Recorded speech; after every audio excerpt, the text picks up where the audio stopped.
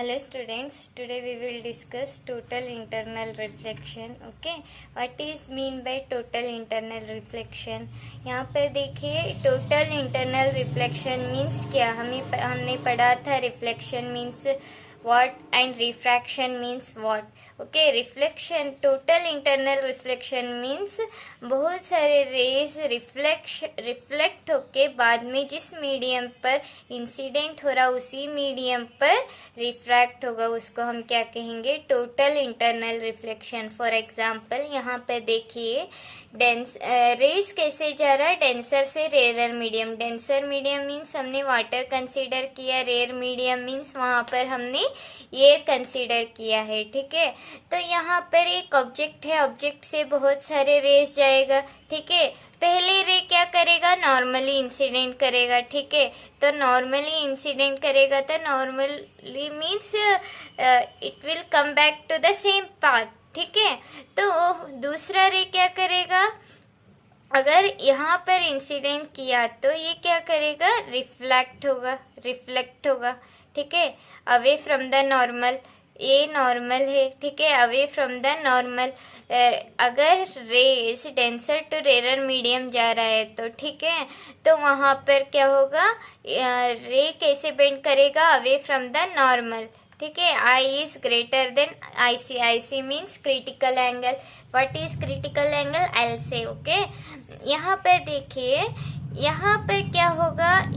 अगर यहाँ पर इंसिडेंट होगा तो फिर अवे फ्रॉम द नॉर्मल, मतलब इसका एंगल ऑफ इंसिडेंस 40 डिग्री है. ठीक है, अगर इसका एंगल ऑफ इंसिडेंस 90 डिग्री हुआ तो ये कैसे रिफ्लेक्ट होगा? 90 डिग्री से ही रिफ्लेक्ट होगा थ्रू द सरफेस. ठीक है, अगर angle of incidence greater than the 90 degree हुआ तो ये क्या करेगा? सेम मीडियम में रिफ्लेक्ट होगा. सेम मीडियम में रिफ्लेक्ट होगा तो तब क्या होगा? टोटली रिफ्रैक्टेड रे. तब क्या होगा? टोटली रिफ्रैक्टेड रे. रिफ्लेक्शन तो पता है. ठीक है, यहाँ पर रिफ्रैक्ट होके क्या कर रहा? टोटल रिफ्लेक्ट हो रहा. समझ में आ रहा? तो इसको हम क्या कहेंगे? Total internal reflection. Total internal reflection में क्या होगा?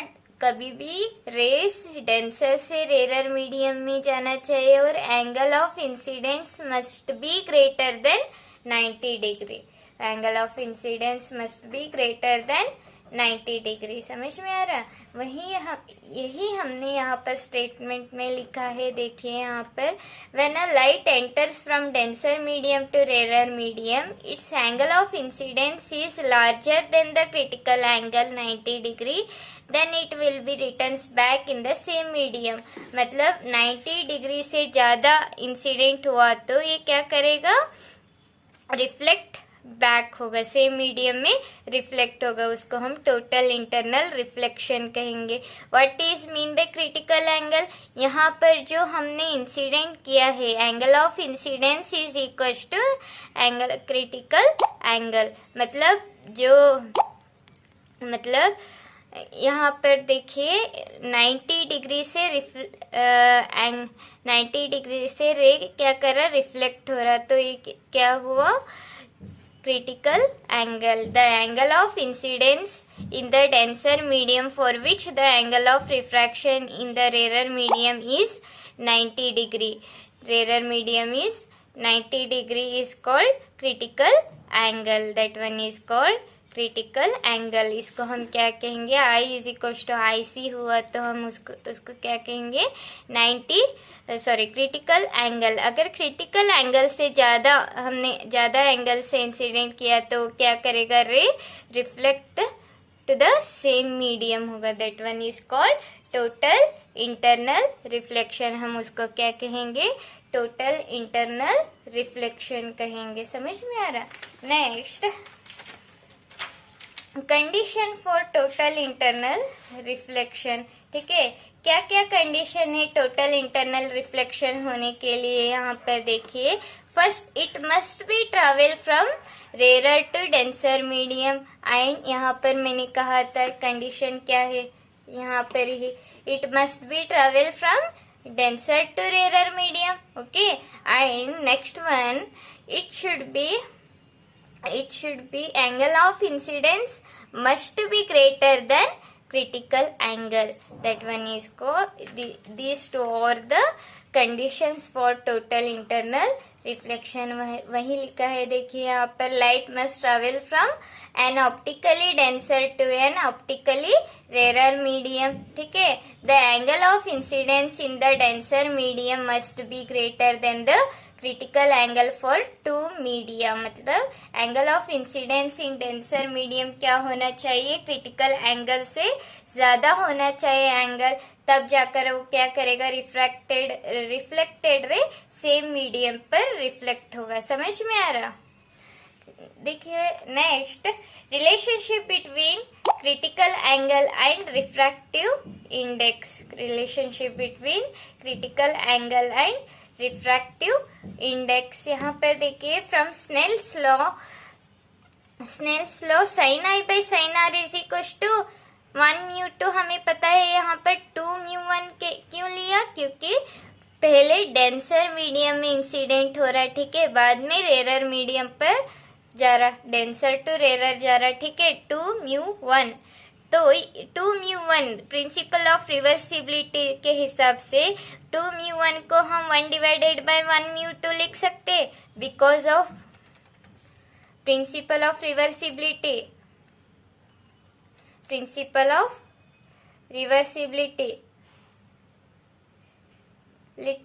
Principle of reversibility. ठीक है, तो एंगल, अगर हम क्रिटिकल, हम यहाँ क्या फाइंड आउट कर रहे हैं, relationship between critical angle and refractive index. Critical angle और रिफ्रैक्टिव इंडेक्स के बीच में रिलेशन क्या है. ठीक है, तो साइन आई को क्रिटिकल एंगल से इक्वल कर देंगे आई सी. ठीक है, R is equal to 90 degree. अगर 90 डिग्री हुआ तो I C is equal to आई.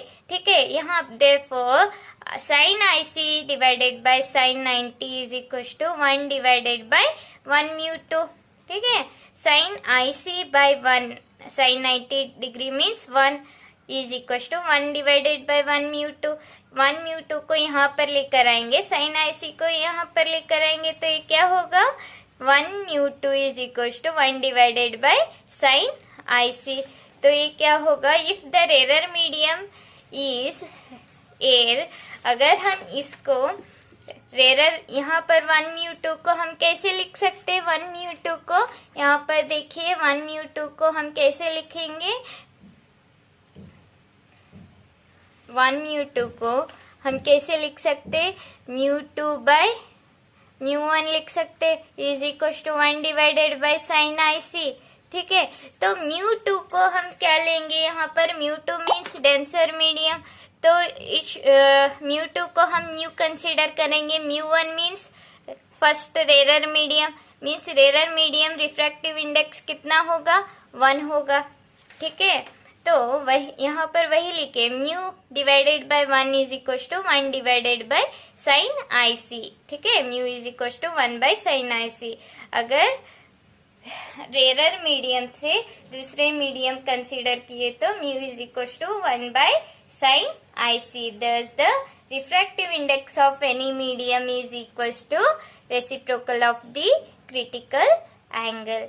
समझ में आ रहा है, reciprocal of the sine of the critical angle. हमें क्या रिलेशन मिला, म्यू इज इक्वल टू 1/साइन आई सी. ये बहुत इम्पोर्टेंट है, आप लोग याद रखो प्लीज.